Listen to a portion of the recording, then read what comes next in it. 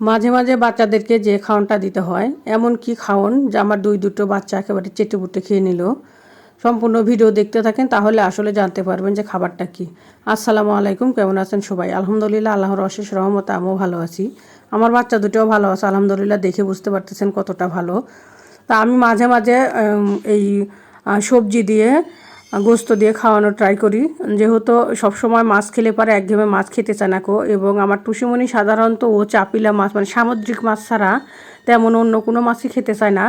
এর জন্য আমি মাঝে মাঝে এই গোস্তটা বা সবজি দিয়ে খাওয়ানো ট্রাই করি। সবজির মধ্যে হচ্ছে গাজর এবং আলু, আবার পেঁপেও দেই, মিষ্টি কুমড়া দেই, যদিও বা আজকে কিন্তু পেঁপে মিষ্টি কুমড়াটা স্কিপ, এখানে শুধু গাজর আর আলু দিয়ে গোস্তটা সুন্দর মতো একেবারে সিদ্ধ করে নিয়ে এই যে হাতে একেবারে ভালো মতো ম্যাশ করে একখানে মিক্স করে একটু পানি দিয়ে নরম করে দুইজনকে আর কি দিয়ে দিলাম। বাচ্চারা এত মজা করে যে মানে খেলো, মানে দেখলেও শান্তি লাগে যে বাচ্চাগুলো যদি ভালো মতো খায়। আর আমার টুসিমণিকে সাধারণত মানে গোস্তটা ডাক্তারে বলছে যে খুবই কম খাওয়াতে, তারপরে অবশ্যই মানে খাওয়াইতে হবে, নইলে গোস্তর থেকে যে পুষ্টিটা আসে সেটা তার শরীরে তো অবশ্যই থাকবে না। আর আমার টুসিমণি ও অনেকটাই যখন ছোট ছিল অসুস্থ ছিল, তার পিছনে আমার অনেক শ্রম বা অনেক বড় মানের একটা অ্যামাউন্ট খরচ হয়েছে। আলহামদুলিল্লাহ, আল্লাহর অশেষ রহমতে এখন আমার বাচ্চাটা খুবই ভালো আছে।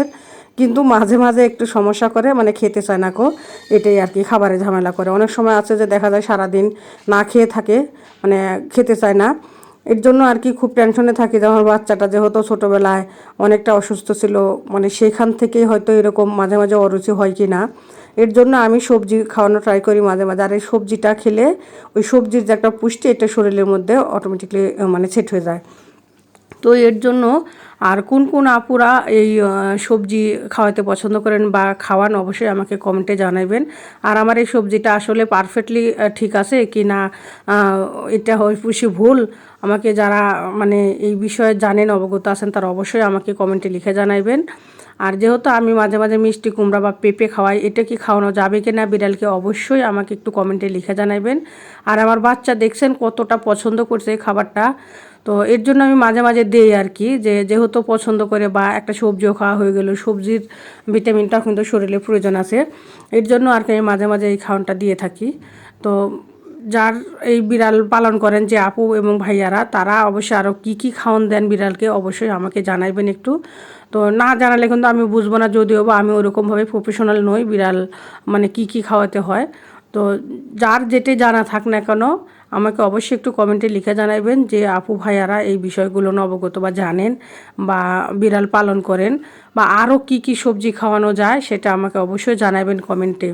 আর আমার বাচ্চা দুটোর জন্য অবশ্যই দোয়া করবেন, আমার বাচ্চা যেন আল্লাহর রহমতে সুস্থ থাকেন, ভালো থাকেন, আমার কাছে যেন অনেক বছর বেঁচে থাকেন, আল্লাহ তাআলা যেন তাদেরকে দীর্ঘায়ু দেন।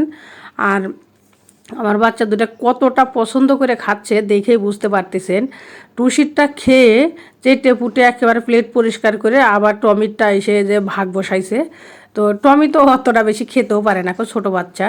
আর ও বেশিরভাগ মানে ওই পানিটাই চেটে চেটে মানে খেয়ে ওর পেটটা ভরে গেছে। এর জন্য আর কি ওই খাবারটা বেশি একটা খায় নাই। তো সবাই ভালো থাকবেন, সুস্থ থাকবেন, আল্লাহ হাফেজ, আসসালামু আলাইকুম।